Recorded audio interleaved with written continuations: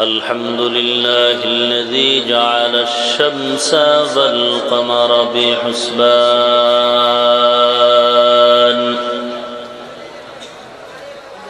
والنجم والشجر يسجدان وفضل زمانا على زمان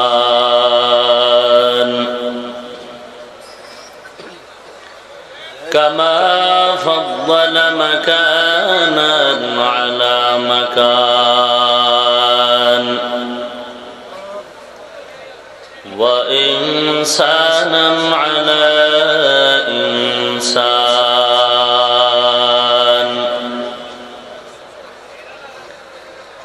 ونشهد أن لا إله إلا الله وحده لا شريك له لا ضد له ولا ند له ولا مثل له ونشهد أن سيدنا وسندنا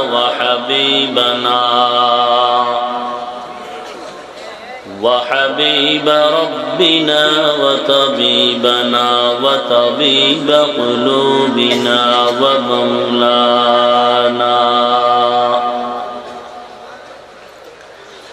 ومولانا محمدا عبده ورسوله صلى الله تعالى عليه وعلى آله وأصحابه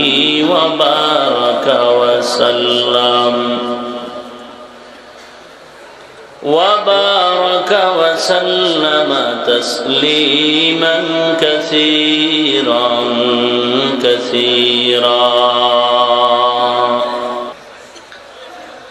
الذي أرسله الله تعالى بالحق بشيرا ونذيرا وداعيا إلى الله بإذنه وسراجا منيرا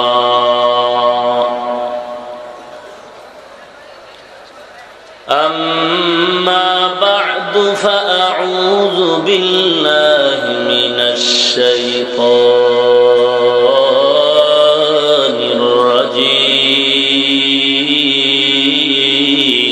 الرجيم بسم الله الرحمن الرحيم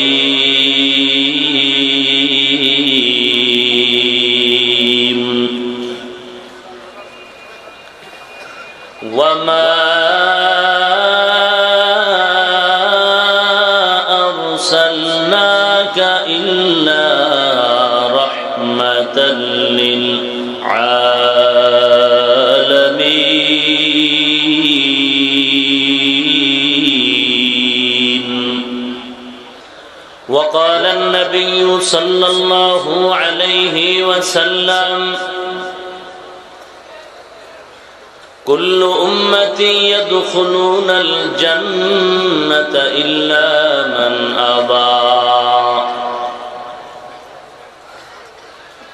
قيل من أبى قال من أطاعني دخل الجنة ومن عصاني فقد أبى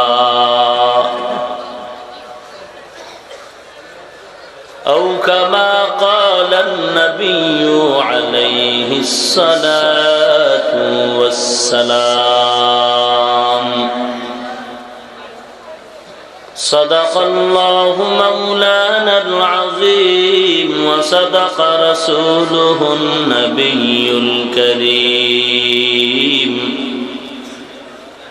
ونحن على ذلك من الشاهدين والشاكرين والذاكرين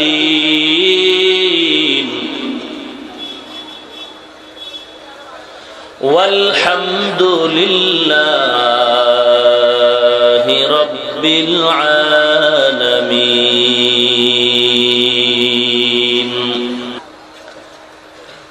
درود شریف پڑھی. اللهم صل على محمد وعلى آل محمد كما صليت على إبراهيم وعلى آل إبراهيم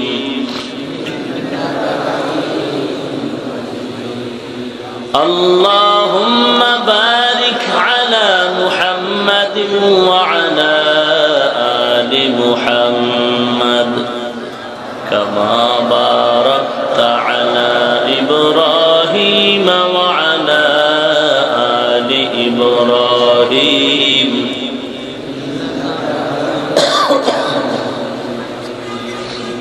توحید کی امانت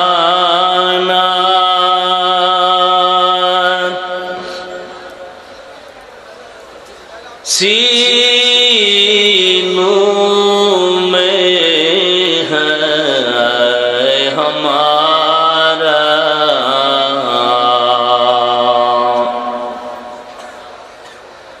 آسان ہی مٹانا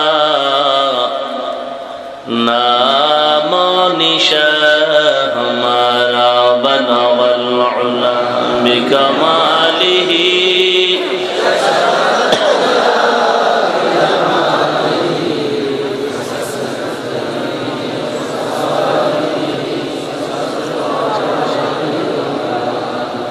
لا إله إلا الله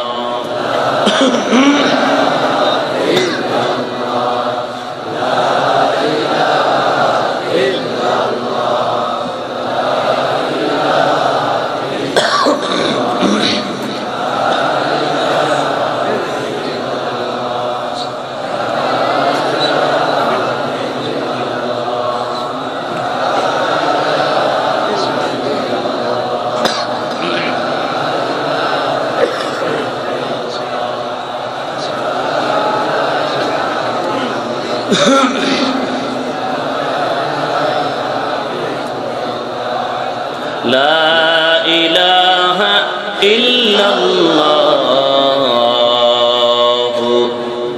محمد رسول الله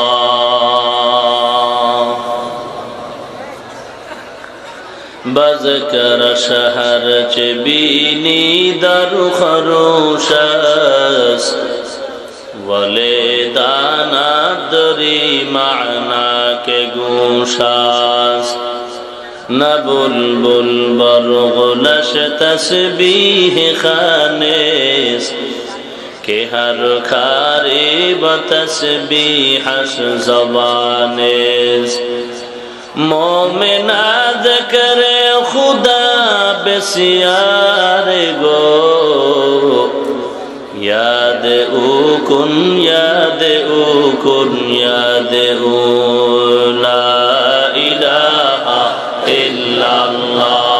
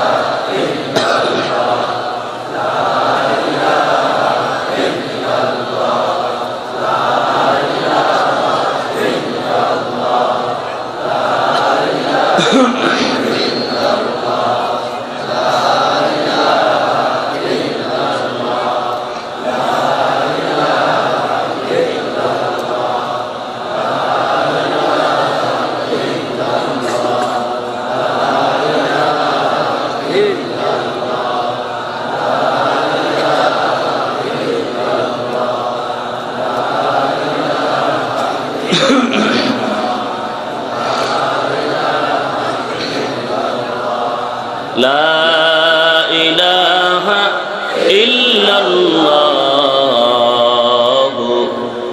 মুহাম্মাদুর রাসূলুল্লাহ। سبحانك لا علم لنا إلا ما علمتنا إنك أنت العليم الحكيم رب اشرح لي صدري ويسر لي أمري واحلل عقدة من لساني يفقه قولي تکبیر میں کلمہ میں نمازوں میں ادا میں تکبیر میں کلمہ میں نمازوں میں ادا میں ہے نام الہی سے ملا نام محمد ہے نام الہی سے ملا نام محمد فرماتے ہیں آدم کے مجھے خلد تری میں فرماتے ہیں آدم کے مجھے خلد تری میں لکھا ہوا تو باپ ملا نام محمد لکھا ہوا تو باپ ملا نام محمد ہے میم میں محبوب یا مطلق کا اشارہ ہے میم میں محبوب یا مطلق کا اشارہ پھر کیوں نہ ہو محبوب خدا نام محمد پھر کیوں نہ ہو محبوب خدا نام محمد ঐতিহ্যবাহী চরহগলা মিয়াজি বাড়ি জামে মসজিদ কর্তৃক আয়োজিত সিরাতুন নবী উপলক্ষে বার্ষিক ওয়াজ মাহফিলে উপস্থিত মুহতারাম সম্মানিত সভাপতি, প্রধান অতিথি, বিশেষ অতিথিবৃন্দ, মুআজ্জাজ ও মুকাররম, জাতির মাথার মুকুট, ওয়ারাসাতুল আম্বিয়া হযরত উলামায়ে কেরাম, দূর দূরান্ত থেকে আগত আল্লাহ পাকের আশিকিন, জাকিরিন, শাকিরিন, মুহিব্বিন, মুরব্বিয়ানে আওয়াম, কলিজার টুকরা আমার সমবয়সী যুবক বন্ধুগণ, স্নেহের ছোট ভাই, পর্দার আড়ালে অবস্থানরত শ্রদ্ধেয় সম্মানিত মা ও বোনেরা, সৃষ্টির মহান স্রষ্টা দয়াময় আল্লাহ রাব্বুল আলামিনের দরবারে লাখো কোটি শুকর ও সুজুদ। যে মহান রব্বুল আলামিন এই ফিতনার জামানায় মুসলমানের ঈমান ও আমলের ক্লান্তি লগ্নে কোরআন ও হাদিসের আলোকে সহি তরিকায় কিছু কথা বলা এবং শ্রবণ করার জন্য বেহেশতের বাগান উলামায়ে কেরামদের মজলিস, আশিকিন জাকিরিনদের মজলিস তথা গুনাহ মাফের মজলিসে 10 মায়ের 10 সন্তানকে আপন হয়ে জুরি মিলে বসার তৌফিক দান করেছেন। এজন্য মুহাব্বতের সাথে নেয়ামতের শুকর আদায় করি আলহামদুলিল্লাহ। লক্ষ কোটি দরুদ ও সালাম সাইয়্যিদুল মুরসালিন, রাহমাতুল লিল আলামিন, শফিউল মুযনিবিন, খাতামুন নবিয়্যিন, সাইয়্যিদুস সাকালাইন, ইমামুল মুরসালিন, শফিউ আযম, রাসূল আকরাম, রহমত আলম, নবিয়ুল আরব ওয়াল আজম, হাবিবে কিবরিয়া, আশরাফুল আম্বিয়া, সৈয়দুল আম্বিয়া, শফিউ মাহশর, সাকিয়ে কৌসর, আকায়ে নামদার, মদিনা কা তাজদার, আফতাব নবুয়ত, ফখরে মওজুদাত, সৈয়দুল মখলুকাত, হযরত মুহাম্মদুর রাসূলুল্লাহ সাল্লাল্লাহু আলাইহি ওয়াসাল্লামের উপর সর্বোপরি শুকর যে মহান আল্লাহ হাজার হাজার হাজার মুসলমানের মাঝে আপনাদেরকে আমাদেরকে বাছাই করে দ্বীনের মহব্বতে এখানে সমবেত হওয়ার তৌফিক দিয়েছেন। যে মহান আল্লাহ রাব্বুল আলামিন দয়ার নজরে আমাদেরকে এই ময়দানে সমবেত হওয়ার সুযোগ দিয়েছেন, এজন্য আরেকবার মহব্বতের সাথে শুকর আদায় করি আলহামদুলিল্লাহ। আজ আমি আপনাদের সামনে কিছু কথা বলার নিয়তে পবিত্র কালামে পাকের ভেতরের একটি সূরা, সূরা আম্বিয়া 107 নম্বর আয়াতে কারিমার এক অংশ তিলাওয়াত করেছি। বিশ্ব নবী, শেষ নবী, মহানবী, শ্রেষ্ঠ নবী, জিন্দা নবী, হায়াতুন নবী, তার পবিত্র জবানের বাণী অসংখ্য অগণিত হাদিস শরীফের মধ্য থেকে একটি হাদিস পড়েছি। সহি তরিকায় ইখলাসের সাথে ধৈর্যের পরিচয় কিছু কথা আমাকে বলা এবং আপনাদেরকেও ধৈর্যের সাথে আমলের নিয়তে শ্রবণ করার মতো তৌফিক দান করুন।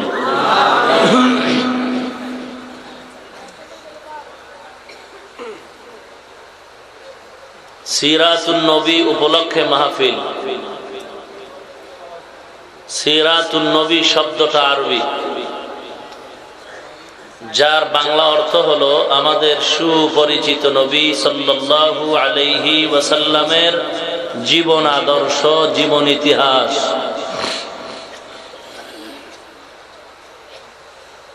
সিরাতুন নবী বাংলা শব্দ না আরবি শব্দ? সিরাত এক শব্দ, আন নবী আর এক শব্দ, দুই শব্দ মিলে হইল সিরাতুন নবী। বাংলা অর্থ হলো আমাদের সুপরিচিত নবী সাল্লাল্লাহু আলাইহি ওয়াসাল্লামের জীবন আদর্শ বা জীবন ইতিহাস। আম্মা জান আয়েশা রাদিয়াল্লাহু তাআলা আনহার দরবারে কয়েকজন সাহাবা রিদওয়ানুল্লাহি তাআলা আলাইহিম আজমাইন প্রশ্ন করে ফেললেন, রাসূলের আদর্শ, ক্যারেক্টার, চরিত্র সম্পর্কে আমাদেরকে কিছু বয়ান করুন। আম্মা জান আয়েশা রাদিয়াল্লাহু আনহা পাল্টা প্রশ্ন করলেন, আফা তাকরাউনাল কুরআন, হে সাহাবায়ে কেরাম, আপনারা কি কুরআনে হাকিম তেলাওয়াত করেন না? ক্বালু বালা, সাহাবায়ে কেরাম বললেন, হ্যাঁ, আমরা কুরআন শরীফ তিলাওয়াত করি। আম্মা জান আয়েশা রাদিয়াল্লাহু আনহা বললেন, কুরআন শরীফ ভালো করে তেলাওয়াত করুন, অনুধাবন করুন, হৃদয়ঙ্গম করুন। কেন? কানা খুলুকুহুল কুরআন, কুরআন শরীফ যা, সিরাতুন নবী তা। কুরআন শরীফ যা, রাসূলের আদর্শই তা।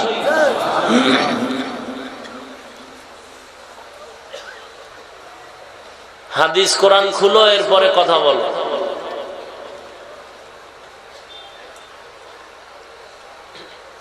আদার ব্যাপারী জাহাজের খবর নিও না।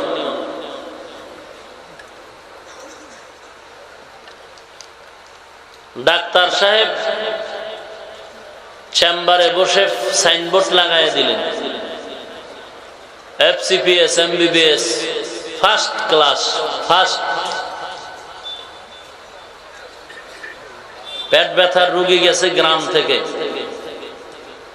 গিয়া বলে, স্যার পেট ব্যথার ঔষধ দেন। আগে 500 টাকার ভিজিট দাও। ঔষধের দাম কত? কয় 30 টাকা।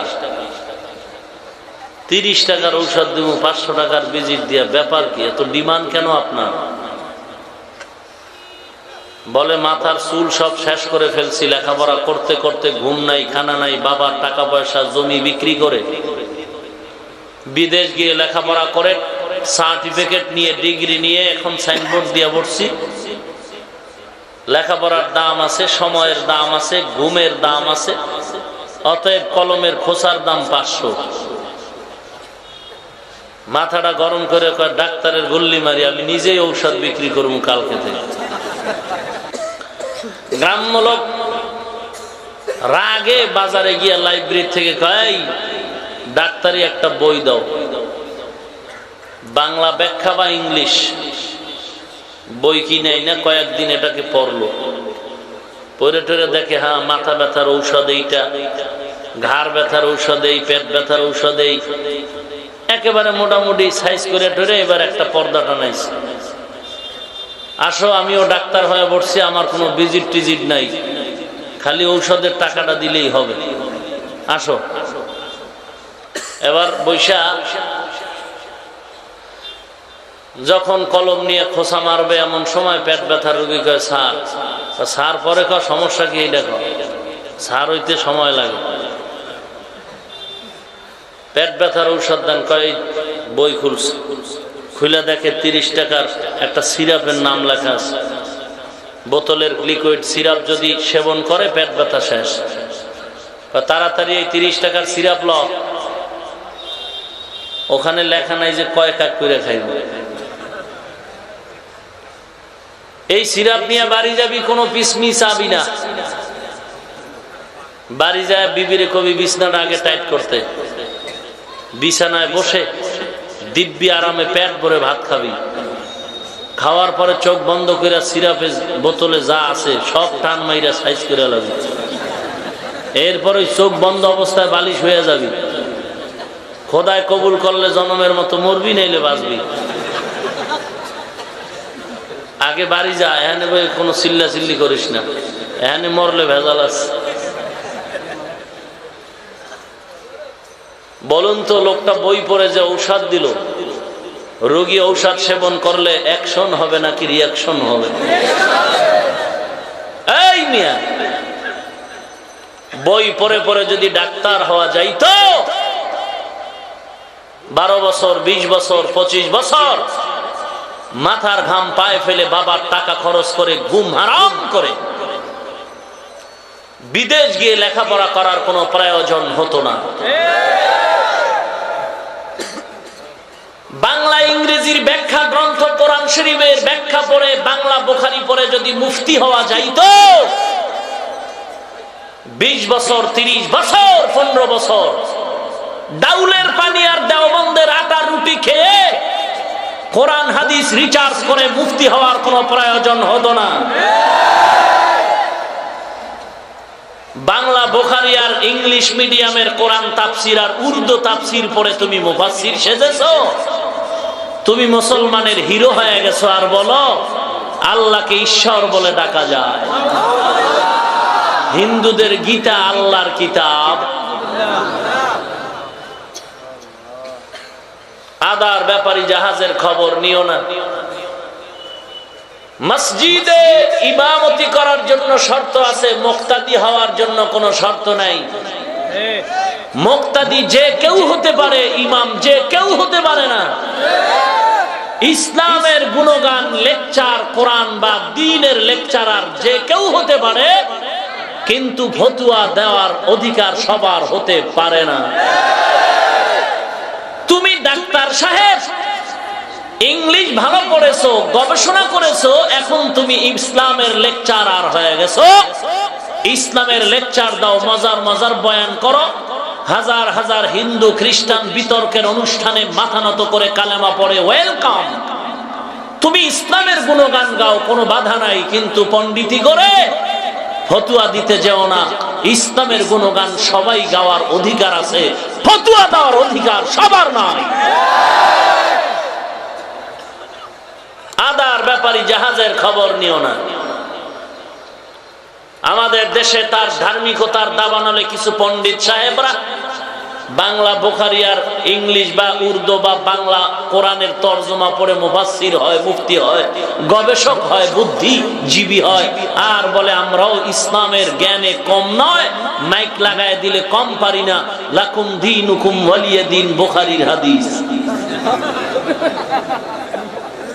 আছে না এরকম ধার্মিক তারছেরা?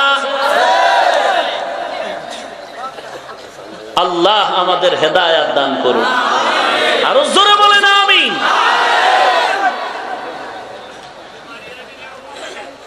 মকবুল তু হ্যায় শাযা হ্যায়, কবিল তু বহুত হ্যায়,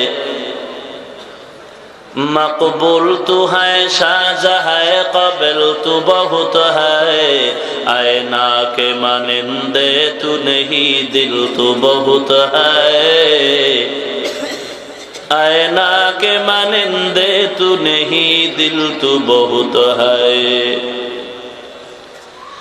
दुनिया में हो दुनिया का तलबगार नहीं हो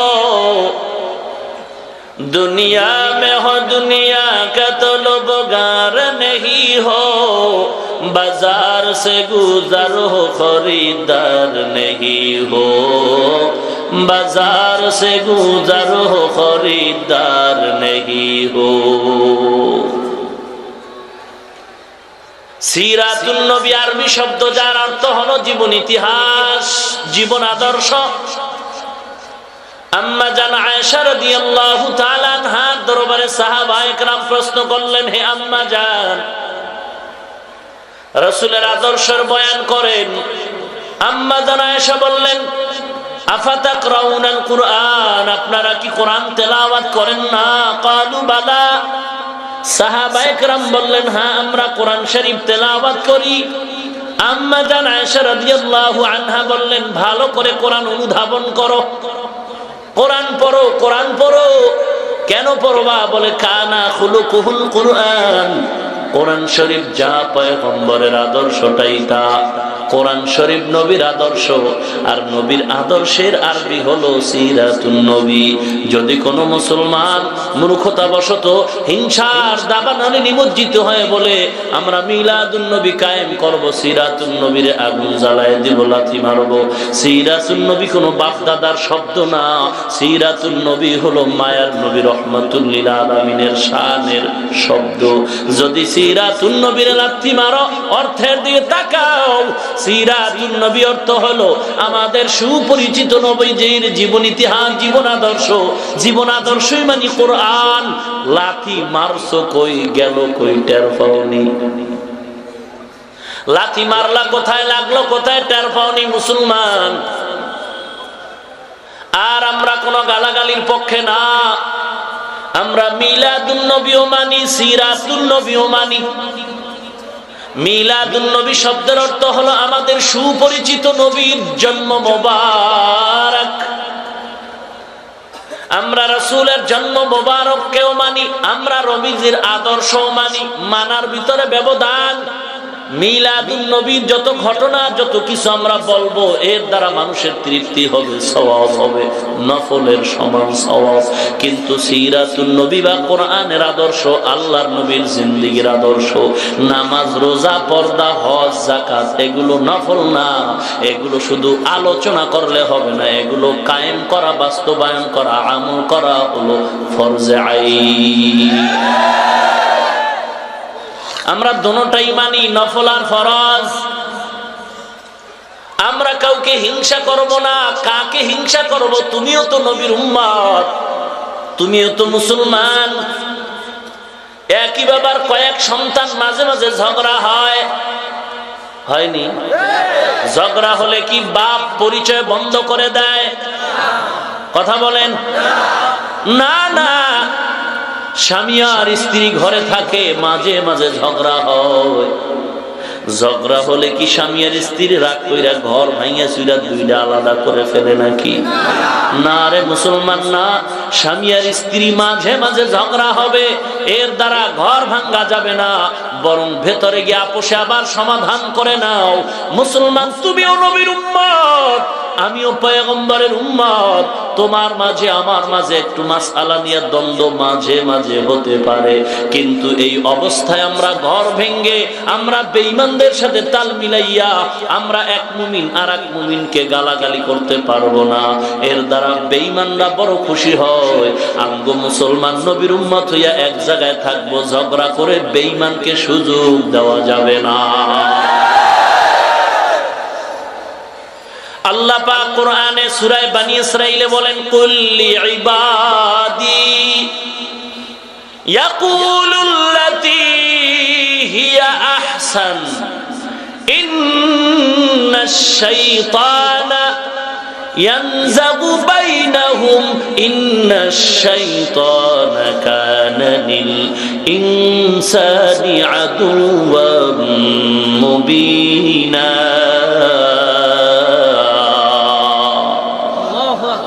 আরো আস্তে করে বলেন, আরো জোরে বলেন। আল্লাহু আকবার বলতে কি আপনাদের কষ্ট হয়? আল্লাহু আকবার বলতে কি লজ্জা হয়?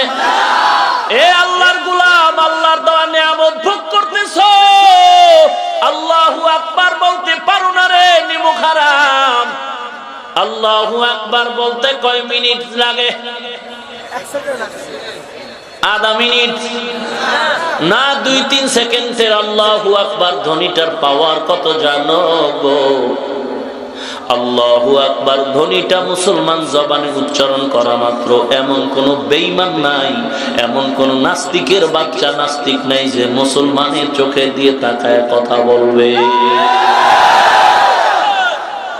আল্লাহু আকবার ধ্বনিটার এত দাম, তবে কার জবানে হবে? বলে পাক জবানে তাকবীর হবে, পাক জবানে, সুদের জবানে হবে না, কুশের জবানে হবে না রে ভাই, বিড়ি পান করার জবানে তাকবীর হবে না, মিথ্যাবাদীর জবানে এমন বরকত হবে না। পবিত্র জবানওয়ালা যদি আওয়াজটা দাও, যেমন তাসলিমার পতন হয়েছে, যেমন নমরুদের পতন হয়েছে, ফেরাউনের পতন হয়েছে, তাকবীরের কারণে ভারতবর্ষের লাল চামড়া কুকুরের দল ইংরেজের পতন হয়েছে, বেঈমানের বাচ্চা বেঈমান গৌর গোবিন্দের যেমন পতন হয়েছে।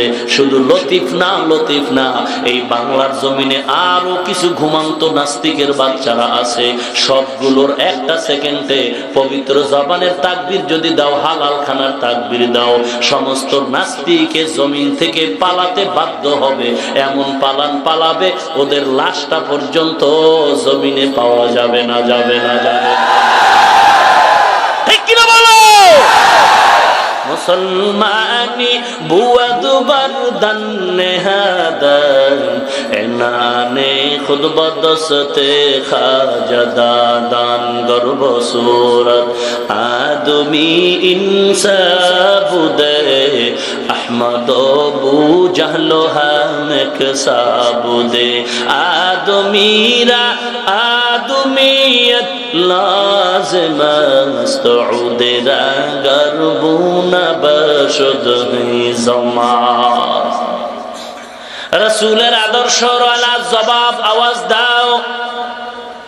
আমার নবীর আদর্শওয়ালা আওয়াজের কত দাম। পয়গম্বরের আদর্শওয়ালা ডাক যখন দিছে, শুধু বেঈমান না, কাফের না, মুশরিক না, রাসূলের মুহাব্বতের ঈমানের ডাক যখন দিছে, হযরত ওমরের ডাকে শয়তান পর্যন্ত ওমরকে ভয় পাইতো। রাসূলের আদর্শের ডাক, আমার মায়ার নবীর ডাক,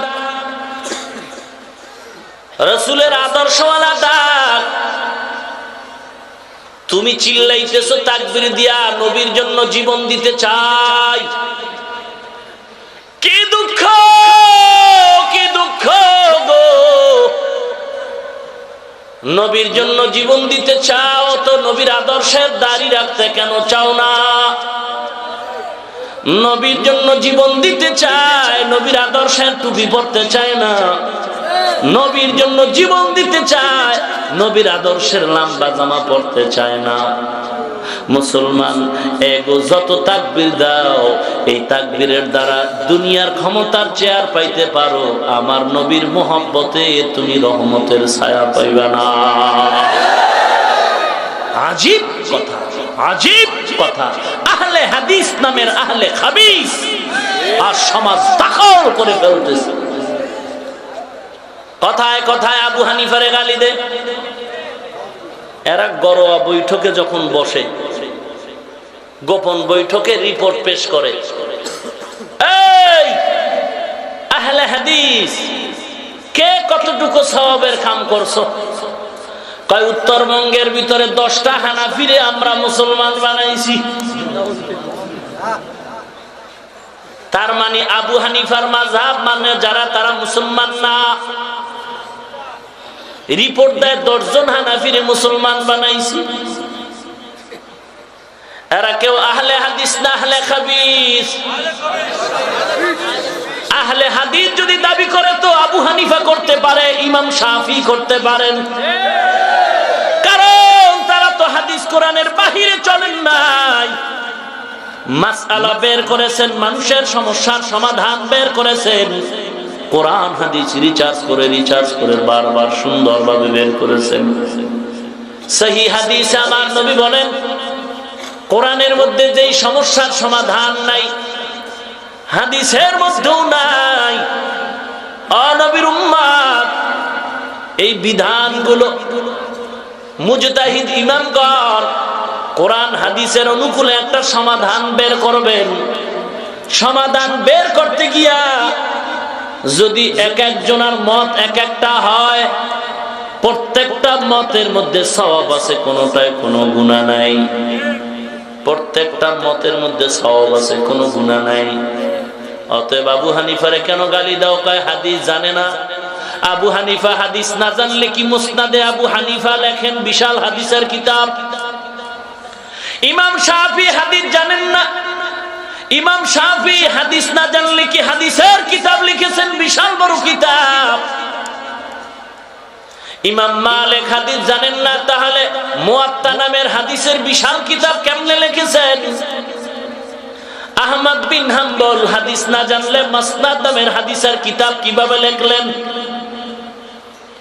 মূলত তারাই তো হাদিস মেনেছেন, কোরআন মেনেছেন, কিন্তু কথিত আহলে হাদিস যারা দাবি করে তারা হাদিসও মানে না, কোরআনও মানে না। গতকাল টাঙ্গাইলে বয়ানে গেলাম, মোবাইলে ইউটিউবে বয়ান শুনলাম।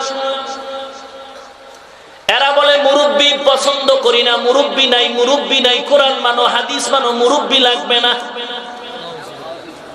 তাহলে নামের শুরুতে লাগায় শায়েখ অমুক তমুক আল মাদানী। শায়েখ মানি মুরব্বি, শায়েখ শিন ইয়া খ, শাইখুন মানি মুরব্বি। বলে মুরব্বি লাগবে না, আবার নামের শুরুতে শায়েখ লাগাও কেন রে আহমাক? বলে মুরব্বি লাগবে না, আবার এই শায়েখ লাগায়, শায়েখ মানি তো মুরব্বি। আর লাস্টে লাগায় আল মাদানী। মাঝখানে যা আছে ঘুরানি ফেরানি, এটি আর বললাম না। বান্দা বয়ান করতেছে গর্বের সাথে, আমগো আকীদার একজন মুফতি সাহেবের বরাত দেয়, নাম কয় না। মুফতি সাহেব বয়ানে বলেছেন, গলার মধ্যে টাই লাগানো এটা মুমিনদের রাসূলের আদর্শের পোশাক না, এটা একটা লেজের মতো। এখন উনি ওই মুফতি, আমগো মুফতিরে কয়, মুফতি সাহেব আপনি যে টাই দেখলেন, ডাক্তারের সামনে টাই, এইটাকে আপনি লেজ বলছেন, এটা তো মুসলমানের পোশাক না। আপনি মুফতি সাহেবকে যদি আমি বলি, আল মাদানী বলতেছে, নাম কইলাম না, আমি যদি আপনাকে বলি লেজ তো সামনে হয় না পেছনে হয়, খুব খেয়াল করেন, লেজ এটা তো সামনে হয় না পেছনে হয়। এই মুফতি সাহেব, ডাক্তারের টাই দেখে লেজ বললা, তোমরাও তো পিছনে লেজ দাও। কিসের কথা এখানে শেষ না, আরো বেয়াদবিমূলক আচরণ সামনে করে। সামনে গিয়া কয়, তোমরা যে লেজ বানাও, মাথার মধ্যে যে পাগড়ি পরতেছ, আমি যদি বলি তোমরা বলো এইটাই মুসলমানের পোশাক না। মাদানী সাহেব কয়, আমি যদি বলি পাগড়ি এটা শিখদের পোশাক, কি দিয়ে তুমি ফিরাইবা? বড় দুঃখের সাথে বলতে হয়, পয়গম্বরের আদর্শের পাগড়িকে শিখদের পোশাকের সাথে তুলনা করলো। মুসলমান, এটা তো আহলে হাদিস না, নিশ্চিতভাবে আহলে খাবিস, দাজ্জাল, ইহুদিদের দালাল। আপনি চিন্তা করেন কত বড় নিম্ন স্তরের বিয়াদব হইলে পাগড়িকে শিখদের পোশাক বলতে পারে। শিখ এরা একটা সম্প্রদায় মুসলমানের চরম দুশমন। বিভিন্ন মিডল ইস্টের মধ্যে বিভিন্ন রাষ্ট্রের শিখরা পাগড়ি বানায়, পাগড়ি পরে। পাগড়ি কি ওদের পোশাক না রাসূলের পোশাক? কত বড় নিম্ন স্তরের বেয়াদব হলে পাগড়িকে তুলনা করে এর সাথে, টাইয়ের সাথে তুলনা করে পাগড়ি। কোন সমাজে আমরা বসবাস করি?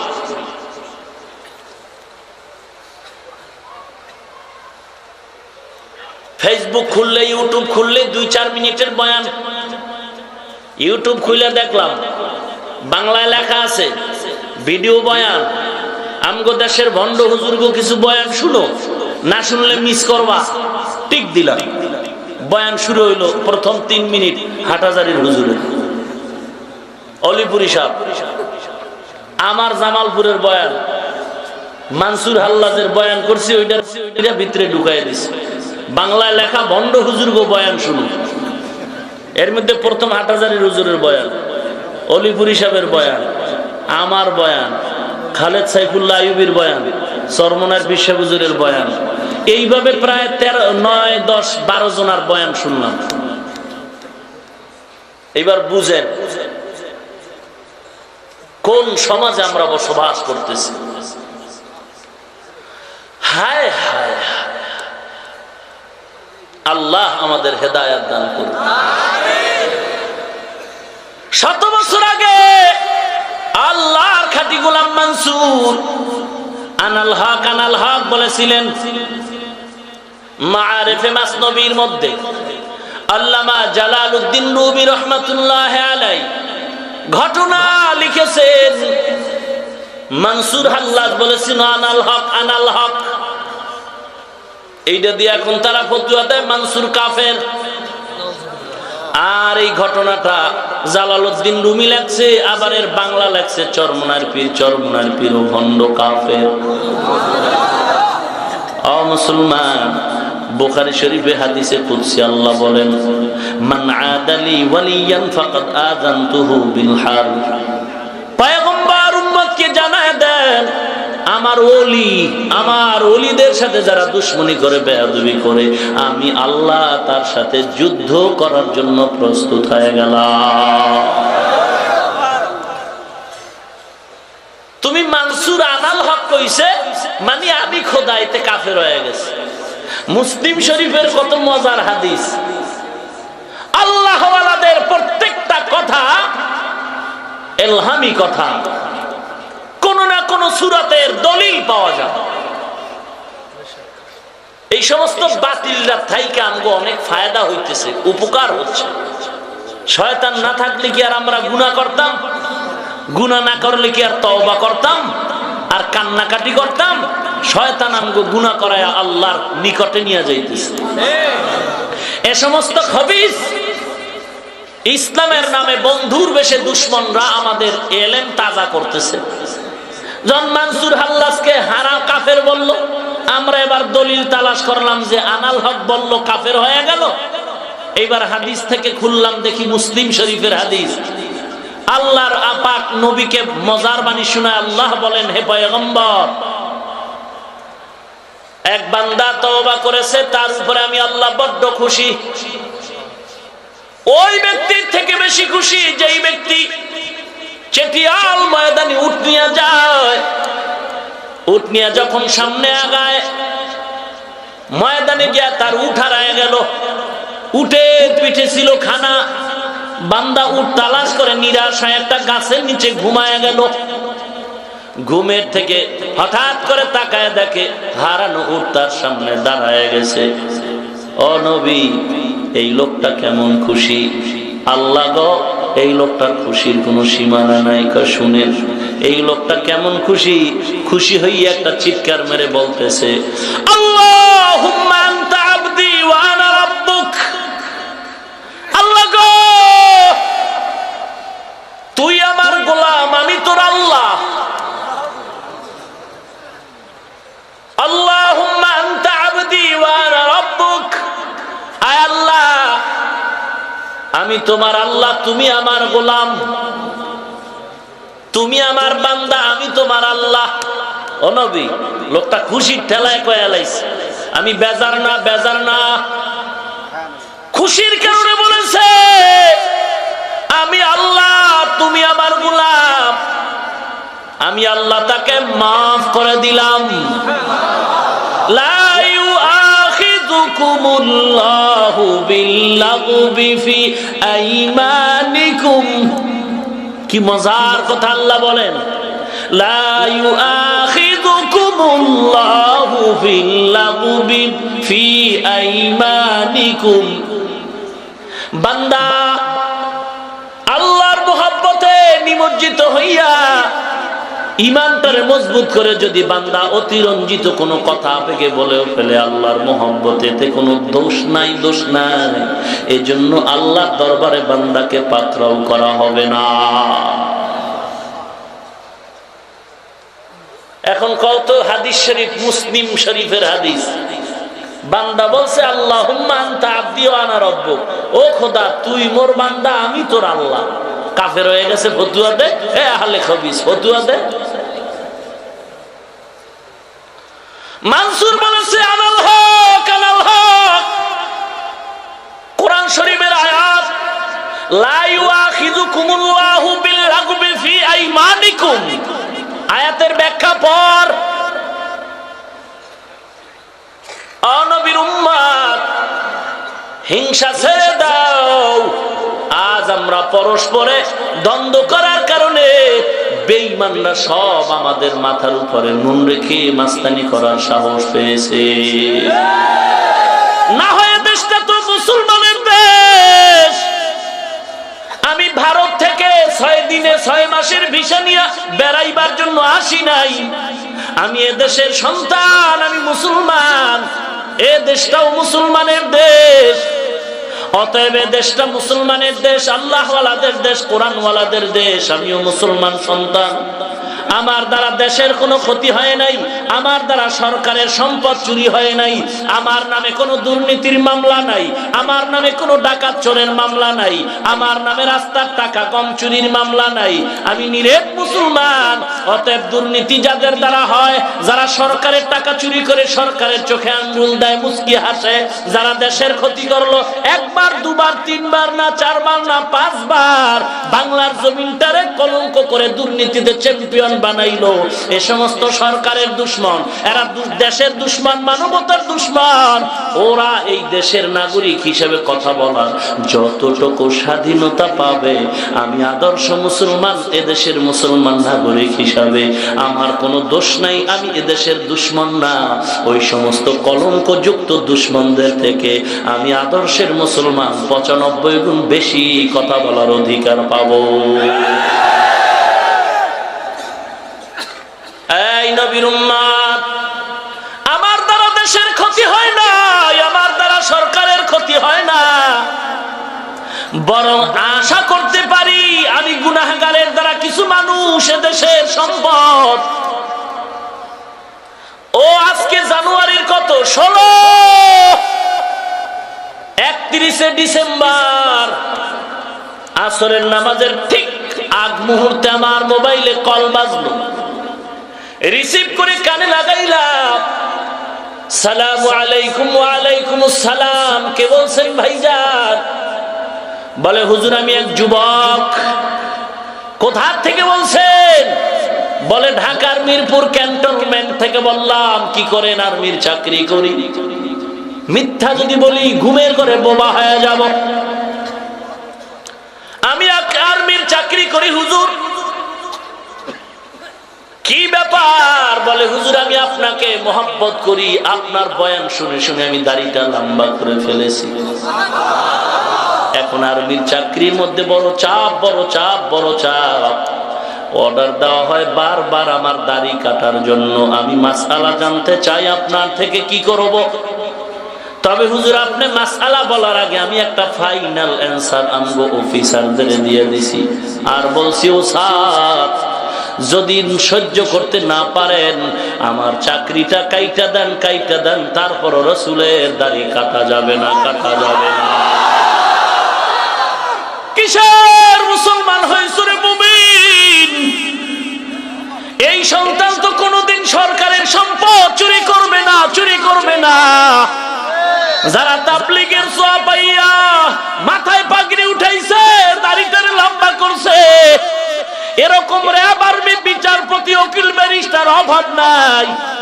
এরা কখনো সরকারের সম্পদ চুরি করবে না, বরং এ সমস্ত তাবলীগের ছোঁয়া পানেওয়ালা নামাজি বান্দা, হক্কানি পীরের হাতে মুরিদ হনেওয়ালা নামাজি বান্দা, আল্লাহওয়ালাদের বয়ান শুনে শুনে নামাজি বান্দা সরকারের টাকা চুরি করবে দূরের কথা, বরং আমাদের অবদান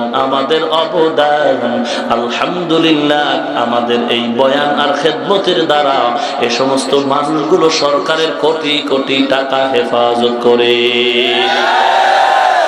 এরপরও আমগো দেখলেই তঙ্গ চুলকানি, খাইলো দেশটারে মোল্লার দল। মোল্লারা যদি খাওয়া শুরু করে ভাগেই তো পাবি না। কি মোল্লারা খায় না? এত দাওয়াত, এত দাওয়াত। জুমার দিন হুজুর আমার বাড়ি আসবেন, আমার বাড়ি আসবেন, না খাইলে বেজার। আর তুমি চাইয়াও পাও না, হুজুর না খাইলে বেজার। চিন্তা করছেন? রাগ কইরা কয় হুজুরের পিছে নামাজ পড়বো না, খাইলো না। ওরে খাওয়ানোর কি মহব্বত, হ্যাঁ? আর আপনি তো দাওয়াতি পান না, কথা কয় না। কি দুঃখ, কি দুঃখ গো! রাগ করেন না, না, কোনো হিংসার সাথে বলি না, আল্লাহর কসম বুঝাবার জন্য বলতেছি। আপনিও টুপিওয়ালা হয়ে যান, দেখবেন কত মুরগির রান অপেক্ষা করবে। ইমাম সাহেব ফজর পরে বের হইছে, মক্তবে ছাত্রগুলো আসবে, ছাত্রী আসবে, পড়াবে, একটু রাস্তায় পায়চারি করি। ঘুরতে ঘুরতে হোটেলের সামনে ঘুরে পেটের মধ্যে বড় ক্ষুধা, খানা না। হোটেলওয়ালা রুটি ভাজতেছে, গরম গরম রুটি। পকেটে হাত দিয়া দেখে বাম পকেট খালি, ডান পকেট খালি, কিন্তু পেটে তো ঠাড়া পড়তেছে। একটা রুটি যদি পাইতাম আর 2 চিমটি যদি ভাজি পাইতাম, পেটটা ঠান্ডা হয়ে যাইত। বাচ্চাগুলোরে কেমনে চিল্লায় পড়াবো, বড় কষ্টের ব্যাপার। ও মুসলমান নবীর উম্মাত, 1 ঘন্টা তোমার বাচ্চাটারে টিউশনি করায়, ইংরেজি পড়ায়, অঙ্ক পড়ায়, তুমি 1000 টাকা দাও। আর একজন ইমাম সাহেব মসজিদের মধ্যে মুয়াজ্জিন সাহেব 2 ঘন্টা পর্যন্ত ব্ল্যাকবোর্ডে আলিফ বাতা দিয়ে চিল্লাইতেছে। 50 টাকা দিতেও চাও না, রাজি যদি হও 11.5 মাস বাকি। কিসের তোমার ইমান, কই তোমার কোরআনের মোহাব্বত? ইমাম সাহেব আর পেটের জ্বালা যন্ত্রণা সহ্য করতে না পেরে হোটেলে ঢুকে বলে, ভাইজান একটা রুটি দাও। তেল ছাড়া নাকি তেলওয়ালা? কয় কথা কম, আগে দে। রুটি দিয়ে কয় কি খাইবে, কি আছে? কয় মুরগির রোস্ট আছে, কলিজা টলিজার গুল্লি মারি, পাতলা বাল ডাইল দে। কারণ ভিতরে খবর হয়ে গেছে টাকা নাই। ডাউল ভাজি দিয়ে একটা রুটি খাইয়া এবার কয় টিস্যু দাও, টিস্যু দাও। হুজুরের এবার বাংলা টিস্যু দিছে, বাংলা টিস্যু। চিনেন?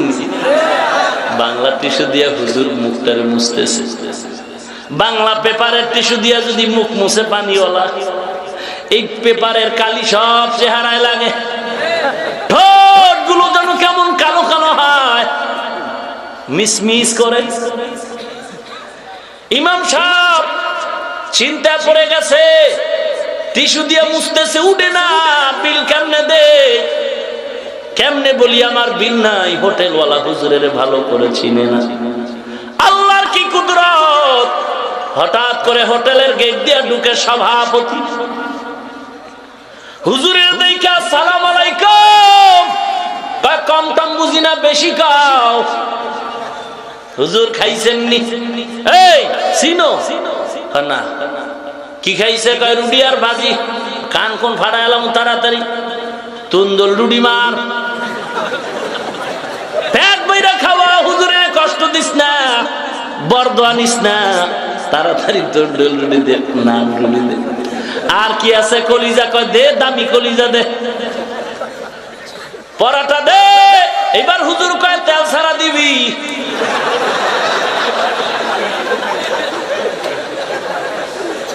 তেল ছাড়া পরোটা বার।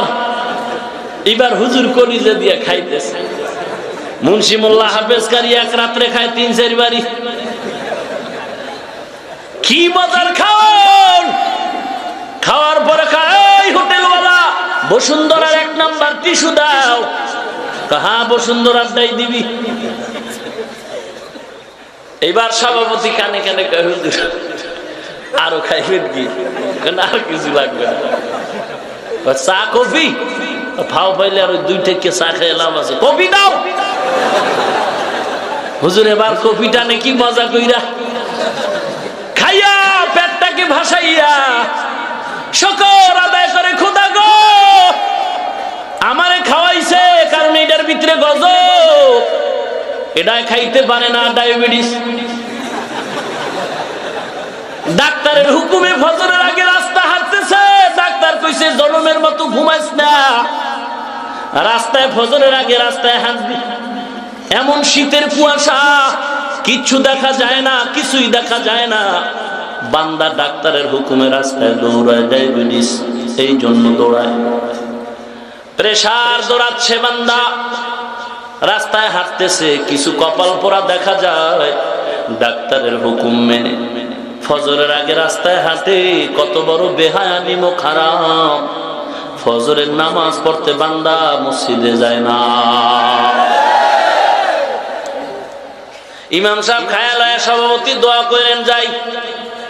রাস্তার মাঝে সেক্রেটারির সাথে আবার দেখা, চলেন হুজুর খাইছেন নি আয়েন। হুজুর কয় মক্তব আছে নাইলে যাইতাম।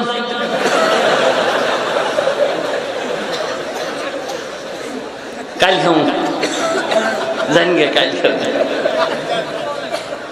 মক্তবের দরজায় গিয়ে তাকায় দেখে আরো ৩টা ছোট্ট বাচ্চা ৩টা টিফিন বক্সে নাস্তা লয়ে দাঁড়ায় রয়েছে। হুজুর কই গেছিলেন? তাড়াতাড়ি কেন আইন না, নাস্তা তো নষ্ট হয়ে যাইতেছে। তাড়াতাড়ি খান, শীতের পিঠা রসের নাস্তা, কি মজার। হুজুর কিছু খাইছে, আর কিছু খাইতে পারে নাই, এটারে ফালায় দিস। কে খাওয়া? জোরে বলেন। وَتَرْزُقُ مَنْ تَشَاءُ بِغَيْرِ حِسَابٍ।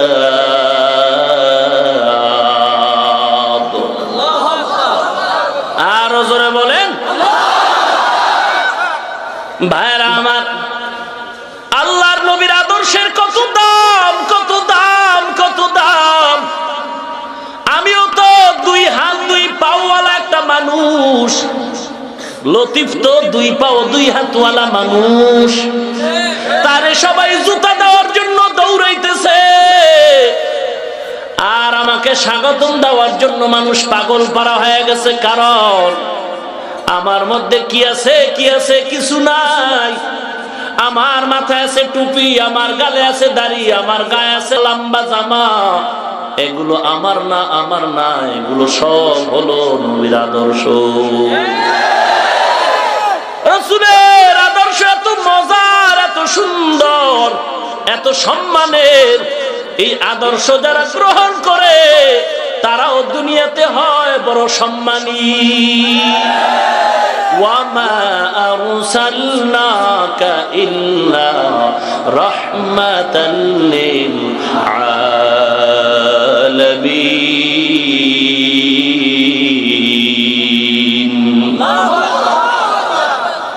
আল্লাহর নবীকে আল্লাহ রাহমাতুল লিল আলামিন করে পাঠাইছেন। আমার নবীর মর্যাদা আলামিনের জন্য, আমার নবী রহমত। খেয়াল করেন ভালো করে, আলামিনের জন্য আমার নবী রহমত, আমার নবী রহমত। আলামিনের জন্য আল্লাহ হলেন রব। আলহামদুলিল্লাহি রাব্বিল আলামিন। আল্লাহ হলেন আলামিনের জন্য রব, আমার নবী হলেন আলামিনের জন্য রহমত। এবার সামনে আগাই। আলামিন বলতে কি বুঝানো হয়? গোটা জগৎ পৃথিবী, না না না না, আলামিনের একটু সংক্ষিপ্ত ব্যাখ্যা সামনে আগাই। এই জমিনটা মাটির জমিন, বিজ্ঞানরা বলে এটার নাম পৃথিবী। আসলে এটা কোন সময় মাটি ছিল না, ছিল এক সময় পানি আর পানি, পানি আর পানি, পানি আর পানি। আল্লাহ কুদরতের নজর করেছেন, পানির মধ্যে তখন তরঙ্গ ঢেউ শুরু হয়ে গেছে। আল্লাহর কুদরতে তরঙ্গ ঢেউয়ের বাড়িতে বাড়িতে ফেনা জমে উঠল। আল্লাহ কুদরতের নজর ফেনার মধ্যে দিছে, তো মাটির জন্ম হয়েছে। কোন তার ছাড়া প্রশ্ন করতে পারে এগুলো কেমনে হয়, কেমনে হয়, এমনে হয়, এমনে হয়। বিশ্বাস করলে ঈমানদার, অবিশ্বাস করলে বেঈমান। এ নবীর উম্মত, ভালো করে শুনো হে মুমিন। আল্লাহ পাক অল্প মাটি দিয়া গোটা জমিনটারে সাজালেন, মাটি বাড়াইলেন। তাফাক্কারু ফি খালকিল্লাহ ওয়া লা তাতাফাক্কারু ফিল্লাহ। মাখলুকাত নিয়ে গবেষণা করো, খালেক নিয়ে গবেষণা করিও না। কারণ খালেক নিয়ে গবেষণা করার মতো তোমার মেধা আল্লাহ দেন নাই। যারা একটু চালাকি করতে গেছে তাদের তার মার ছিঁড়ে গেছে, সব মানুষের কাতার থেকে পাগল হয়ে গেছে। বড় বড় শিক্ষিতরা পাগল, রাস্তায় ঘুরে ইংরেজি ইংরেজি কথা কয়, পাগল হয়ে গেছে। কি ব্যাপার? তাফাক্কারু ফি খালকিল্লাহ ওয়া লা তাতাফাক্কারু ফিল্লাহ। আল্লাহ কি নিয়ে গবেষণা করিও না। ভাইজান ভালো করে খেয়াল করেন, মাটির জমিন আল্লাহ সাজাবার পর পানির উপরে মাটির জমিনটা হেলে দুলে নড়ে চড়ে। আল্লাহ কুদরতি চিন্তা করলেন, মাটির জমিন যদি হেলে দুলে আমার বাসিন্দারা থাকতে কষ্ট পাবে। আল্লাহ মাটির জমিনটারে স্থির করে দিলেন, স্থির করে দিলেন পাহাড় দিয়া। আলাম নাজআলিল আরদা মিহাদা ওয়াল জিবালা আওতাদা। পাহাড় দিয়ে প্যারাক মেরে জমিনটা স্থির করেছেন। এই জমিনকে বিজ্ঞানরা বলে পৃথিবী। জমিন থেকে যদি উপরে তাকাই, জমিনটা বানাবার পর আল্লাহ জমিনের প্রথম বাসিন্দা পাঠাবার আগে জিব্রাইলের মাধ্যমে একটা ঘর বানাইছেন। ঘরের নাম হলো কাবা, বাইতুল্লাহ। ইন্না আউওয়ালা উযিয়া লিন-নাসি লাল্লাযী বিবাক্কাতা মুবারাকান ওয়া হুদান লিল আলামিন।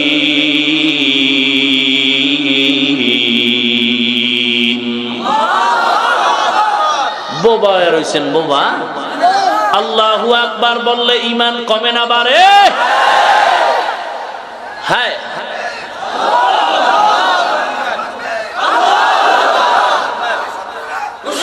ভাইরা আমার, স্লোগান বন্ধ করি।